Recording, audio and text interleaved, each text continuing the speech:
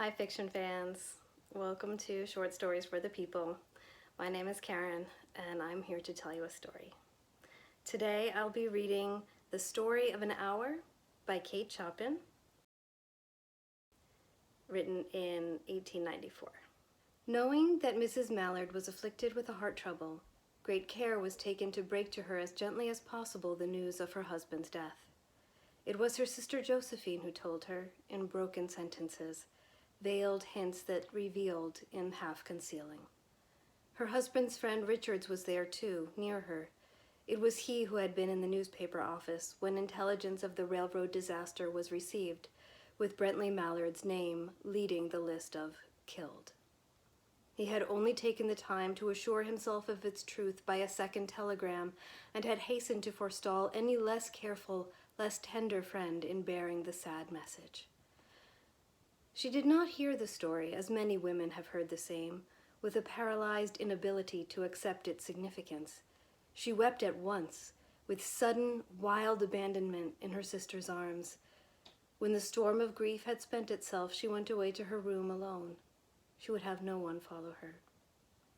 There stood, facing the open window, a comfortable, roomy armchair.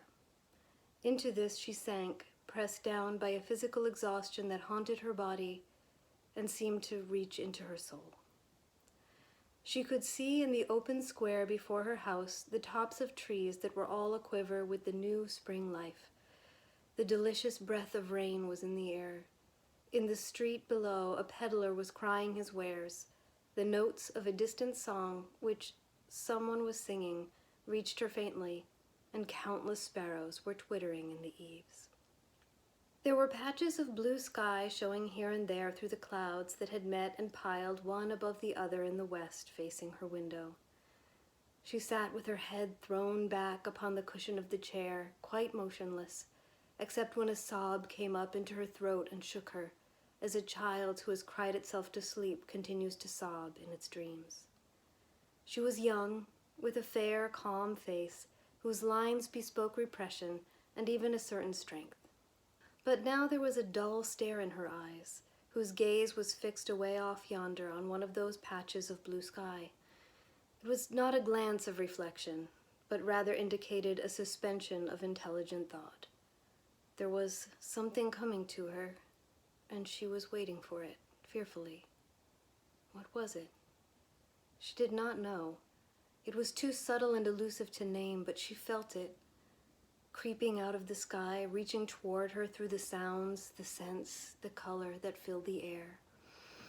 Now her bosom rose and fell tumultuously. She was beginning to recognize this thing that was approaching to possess her, and she was striving to beat it back with her will, as powerless as her two white, slender hands would have been. When she abandoned herself a little, whispered word escaped her slightly parted lips. She said it over and over, under her breath. Free, free, free. The vacant stare and the look of terror that had followed it went from her eyes. They stayed keen and bright. Her pulses beat fast, and the coursing blood warmed and relaxed every inch of her body.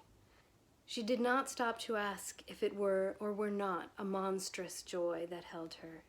A clear and exalted perception enabled her to dismiss the suggestion as trivial.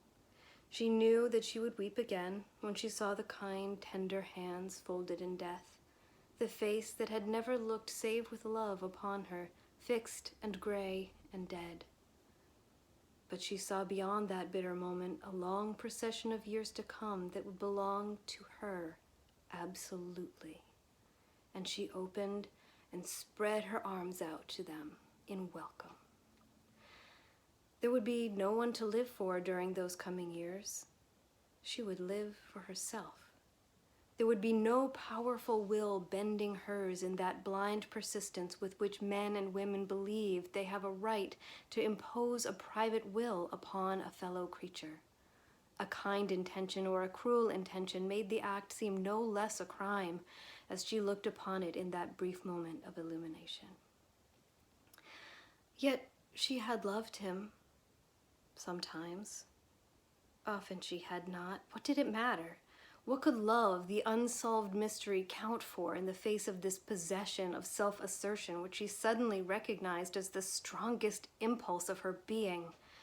Free, body and soul, free, she kept whispering. Josephine was kneeling before the closed door with her lips to the keyhole, imploring for admission. Louise, open the door. I beg, open the door. You will make yourself ill. What are you doing, Louise? For heaven's sake, open the door. Go away. I am not making myself ill. No.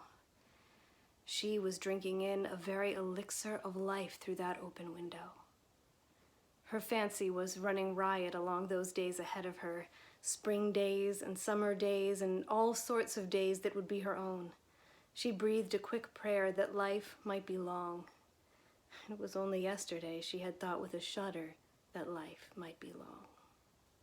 She arose at length and opened the door to her sister's importunities. There was a feverish triumph in her eyes, and she carried herself unwittingly like a goddess of victory. She clasped her sister's waist, and together they descended the stairs. Richards stood waiting for them at the bottom.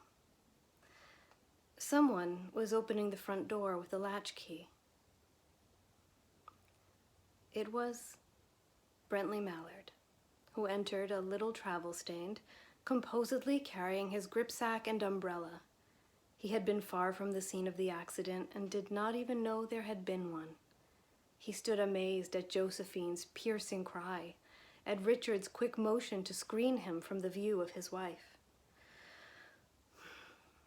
When the doctors came, they said she had died of heart disease, of the joy that kills.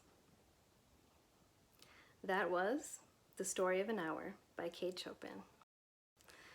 Thank you for keeping me company today and listening to my story, or Kate Chopin's story. And I hope that you'll come back and listen to some more with us. Short stories are great. See you next time.